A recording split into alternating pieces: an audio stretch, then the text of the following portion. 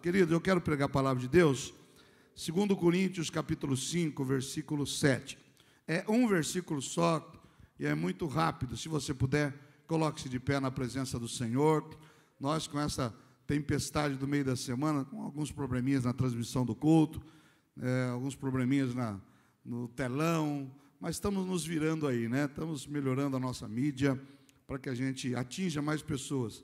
Quando de manhã não entra o link, já começa no meu telefone: pastor, não vai ter culto? Pastor, estou aqui em casa. Pastor, e aí, o culto? Né? Então a gente fica aqui meio que desesperado para que tenha o culto, né? Porque tem muita gente. Nós temos duas igrejas. Essa igreja é como as asas de um avião. Tem igreja presencial e tem igreja online. Ela está caminhando dos dois lados. Nós temos uma outra igreja que não vem de outras cidades. Mandou agora de Jundiaí, pastor. E o culto, estamos aqui em Jundiaí. Pessoas de São Paulo, de fora do Brasil. Temos uma igreja quase do tamanho desta que nos acompanha. Eu cheguei agora no Rio Grande do Sul, irmãos, fiquei lá 4 dias fazendo a convenção, pregando, e o que chegou de gente para mim: pastor, estou te acompanhando, viu, pastor? Eu assisto o culto, pastor, suas lives lá, viu? Pastor, aquele dia o senhor pregou aquela mensagem assim, falou muito comigo, eu estava em casa, já choramos. Interessante, né? Eu fui esse dia no Nordeste, fiquei também 3 dias lá trabalhando, né, pela igreja, em Natal, na Paraíba, em Pernambuco. Impressionante, irmão. Chega lá, vai gente lá que fica sabendo que a gente está lá só para dar um abraço e: pastor, eu acompanho os cultos da sua igreja, que bênção, eu sou abençoado. Então nós temos, aqui é um avião, né, a igreja online e a igreja presencial. Este versículo é muito tocante na nossa vida. E você pode ler comigo: porque vivemos por fé e não pelo que vemos. Diga comigo. E não, mais uma vez, porque vivemos por fé e não pelo que vemos. A Bíblia diz em Hebreus a definição de fé. Fé é a certeza daquilo que eu espero. É a convicção do que eu não vejo. Fé é certeza do que eu espero. É a convicção do que eu não vejo. Você não precisa de fé para ver essa toalha aqui na minha mão. Você não precisa. Isso aqui você está vendo. Isso não é fé. Agora, você precisa de fé para saber que eu tenho um lenço aqui no meu bolso. Eu tenho um lenço aqui no meu bolso. Você acredita? Sim ou não? Quem acredita que eu tenho um lenço aqui? Metade só. Você tem que ter fé para acreditar que eu tenho um lenço aqui no meu bolso, irmãos. E que esse lenço tem a minha inicial, tem um J. Você acredita nisso, irmão? Sim ou não? Por que você acredita? Porque o pastor tem credibilidade. Porque tem palavra. Agora eu não vou perguntar para vocês, eu vou afirmar: eu tenho um lenço aqui no meu bolso. E tem um J nele. Deixa eu ver se eu peguei o do J. E tem um J nele. Quem acredita? Levanta a mão. Tem uns irmãos que são duvidosos, não acreditam na gente ainda. Eu estou afirmando. Quando a palavra me afirma, eu acredito, porque eu creio em Deus. Eu tenho um lenço e tenho um J. Agora você não precisa mais de fé. Você está vendo. Mas nós vivemos e andamos por fé e não pelo que vemos. Ao assentar, dá uma glória a Deus bem forte aí. O que nos motiva, qual é o combustível da nossa vida, irmãos? É a fé. O que nos move é a fé. Você tem que ter fé que você vai deitar, dormir e acordar. Você tem que ter fé que amanhã você vai trabalhar. Você tem que ter fé que tem uma família ao seu lado, que uma igreja que ora por você. Você tem que ter fé que tem um Deus que te acompanha. Então o tema desta mensagem é: vivemos por fé, estamos de pé. Diga comigo: vivemos por fé, estamos de pé. Nós vemos na palavra de Deus diversos sentidos, a manifestação da fé em Jesus, da fé no Senhor Deus. Nós vemos o apóstolo Pedro, um dia os apóstolos estão dentro de um barco, atravessando o mar, e a tempestade está pesada, e de repente Jesus vem andando sobre as águas. E eles pensam primeiro que é um fantasma, estava escuro. Meu Deus, é um fantasma. Jesus só: não tema, sou eu. Eles ouviram e conheciam a voz de Jesus. E Jesus vem andando sobre as águas. E o Pedro diz assim: Senhor, Se és tu mesmo, ainda não estavam bem. Se é o Senhor mesmo, faz eu também andar sobre as águas. E Jesus disse: venha. E o Pedro, apóstolo São Pedro, começa a andar por cima da água. Uau! Você já imaginou isso, irmão? Você andando em cima da água, do mar. Oh. E o Pedro dá alguns passos. Ele está andando por fé. Não tem chão, tem água. Mas a palavra de Jesus disse: venha. Ele começa a andar. Oh meu Deus, estou andando. Mas de repente ele: o que eu estou fazendo? Eu estou andando sobre as águas. E o vento bate. E ele olha para baixo. E ele duvida. E ele afunda. Enquanto eu ando por fé, eu tenho o poder de caminhar sobre os problemas. Imagine que o mar dessa vida, é uma canção que diz: se as águas do mar da vida quiserem te afogar. Foi baseado em Pedro.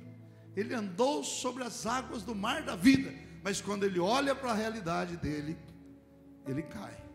E a Bíblia diz que ele afunda, e Jesus o socorre, e volta de novo caminhando.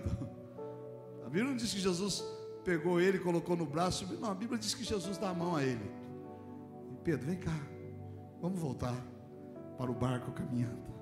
Porque quando Jesus, irmãos, está segurando em nossas mãos, a gente caminha sobre os problemas. Você não vai afundar no problema. Você não vai afundar nessa luta que está passando. Você não vai afundar nessa dificuldade, no problema familiar ou pessoal que você está passando. E ele volta caminhando. Enquanto ele andou pela fé, ele andou sobre o mar.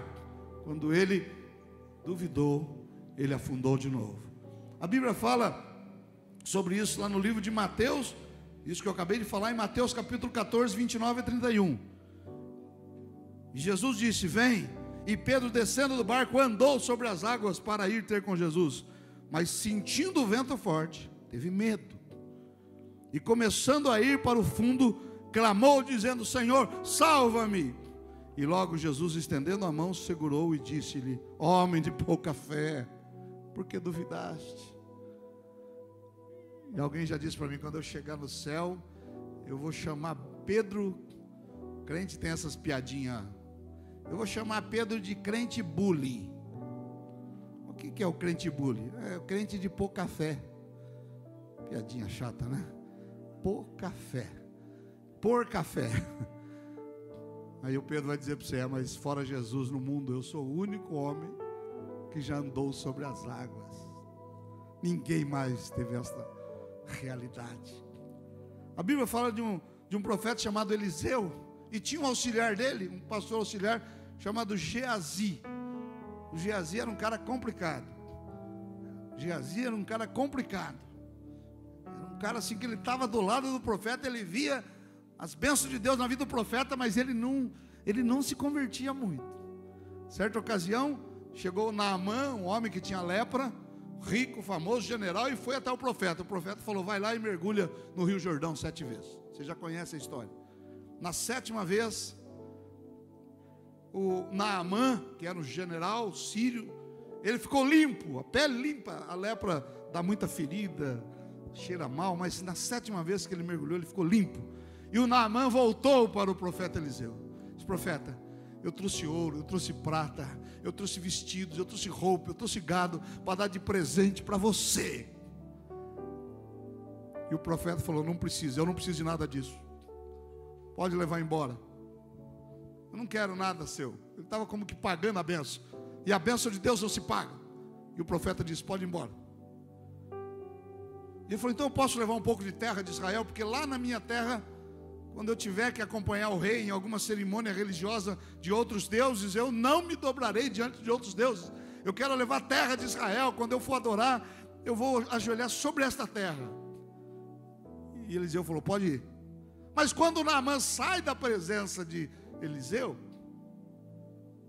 o Geazi, que estava ouvindo tudo isso, o Geazi vai atrás. E no meio do caminho, ele aborda o Naamã e diz: general, o meu profeta lá, a quem eu sirvo, mudou de ideia. Falou que é para o senhor me dar todos os tesouros, os bens. E o Naamã, ele mudou, que bom, ele vai aceitar meu presente? Vai, para o senhor entregar que eu vou levar para ele. O problema às vezes não é o profeta, irmão, o problema é o Geazi, ou Geazi. E o Naamã entregou os tesouros. Ele escondeu e chegou belo e formoso na casa do profeta, né? Porque ele trabalhava como profeta. Ele era o auxiliar do profeta. O profeta olhou para ele e falou: Geazi, onde você foi? Porque não foi com você meu coração. Não foi com você meu coração. Onde você foi? E o Geazi, não, sabe o que é? O Senhor começou a dar desculpa. O profeta disse: a lepra que estava em Naamã vai estar sobre você. Olha que coisa pesada. E ele ficou leproso. Em outra ocasião, o Eliseu está numa determinada cidade, e a cidade está cercada pelo exército inimigo que foi lá para prender ele. E o Geazi abre a porta de manhã, acordava cedo, ia preparar o café para o profeta. Ele abre e vê aquele exército gigante cercando a cidade. E ele volta aterrorizado. Está lá em 2 Reis, capítulo 6, do versículo 15 a 17. E ele volta para dentro: meu senhor, profeta, tem um exército gigante cercando a cidade. E eles estavam lá para prender o profeta Eliseu. O profeta Eliseu, ele era um homem usado por Deus, e a ele eram reveladas as estratégias do inimigo. Quando o exército inimigo ia montar uma emboscada, Eliseu ia para o rei e dizia: não vá por este caminho, porque tem uma emboscada. Quando o exército inimigo mandava uma tropa, o Eliseu, Deus revelava a ele, e ele revelava antes. E o rei disse assim: meu Deus, tem algum inimigo aqui no meio? Alguém disse: não é inimigo. Eles têm um profeta lá que revela para eles, o Deus dele revela as nossas estratégias. O Deus que você serve, irmãos, ele revela as estratégias do inimigo para você, para não entrar por esse caminho, para não ir por esse caminho, para não fazer esta sociedade, para não estar junto onde você está. O Deus que você serve revela estratégias do inimigo para você, se você busca ele. Ele diz que nos livrará. Então eles ficaram, irmãos, então quem é esse profeta que está revelando as estratégias? É Eliseu. Onde é que ele está? Ele está na cidade. Manda o exército cercar. O exército cerca. E lá em 2 Reis, capítulo 6, verso 15 a 17. O Geazi acorda de manhã, abre a janela, abre a porta e vê aquele exército gigante. Ele estava andando pela carne. E o servo do homem de Deus se levantou muito cedo e saiu. E eis que um exército tinha cercado a cidade com cavalos e carros. Então o servo voltou e disse: meu senhor, o que faremos? Tem um exército gigante aqui. Versículo 16. E Eliseu disse: não temas, porque mais são os que estão conosco do que os que estão contra nós. Mais é aquele que está com você do que aqueles que podem querer o teu mal, a tua destruição. Você e Deus, irmãos, já são maioria, aleluia. Pode vir o exército que for do inimigo, pode vir demônios, pode vir quem for. Se você estiver firmado com Deus, você vai dizer esse versículo que Eliseu disse: não tenha medo, mais são os que estão conosco do que aqueles que estão com eles. Diga graças a Deus. Mas não foi só isso. Versículo 17. E orou Eliseu e disse: Senhor, peço-te que abra os olhos para que ele veja. E o Senhor abriu os olhos do moço e viu, e eis que o monte estava cheio de cavalos e carros de fogo em redor do profeta Eliseu. Havia um grande exército para prendê-lo, mas quando ele ora e diz: abre os olhos do meu auxiliar aqui, ele não está vendo o que eu estou vendo. Eliseu era um homem ungido de Deus, que via, que sabia. E Deus abre os olhos de Geazi, e ele enxerga que ao redor dele havia também um grande exército de carros e cavaleiros de fogo. Ao seu redor há um exército de carros, cavaleiros, de anjos, para te guardar e te livrar em todos os seus caminhos. O Geazi estava andando pela vista, mas o profeta andava pela fé. Quando você olha por vista, você diz: eu não posso. A doença está aí. Perdão, irmãos. A doença está aí, a enfermidade está aí. A minha realidade é triste dentro de casa, falta de dinheiro. Se você andar pelos olhos, você não vai conseguir, mesmo que você esteja na igreja. Por isso Paulo disse no primeiro versículo que nós lemos: nós temos que andar por fé e não pela vista. Nesta manhã, a minha palavra de Deus para você é esta: mude a sua maneira de enxergar. Onde alguém está dizendo não dá, coloque aí: eu vou conseguir. Onde alguém está dizendo você não é capaz, você vai dizer: em Cristo eu posso todas as coisas, porque Ele me fortalece. Onde o médico disse essa doença é para a morte, você diz assim: mas a graça de Deus é para a vida. Quando alguém está dizendo este vício vai acabar com a tua família, você está dizendo: mas Jesus vai abençoar, libertar do vício e transformar a minha família. Onde alguém está dizendo: esse país não serve, está perdido, você vai dizer: feliz é a nação cujo Deus é o Senhor. E ainda que eu esteja numa terra difícil, a Bíblia diz que o povo de Deus estava no Egito, escravo, mas as pragas que caíam no mesmo território do Egito não atingiam o povo de Deus. Você vai dizer: eu e minha casa serviremos ao Senhor, e os anjos estarão acampados. Andamos por fé.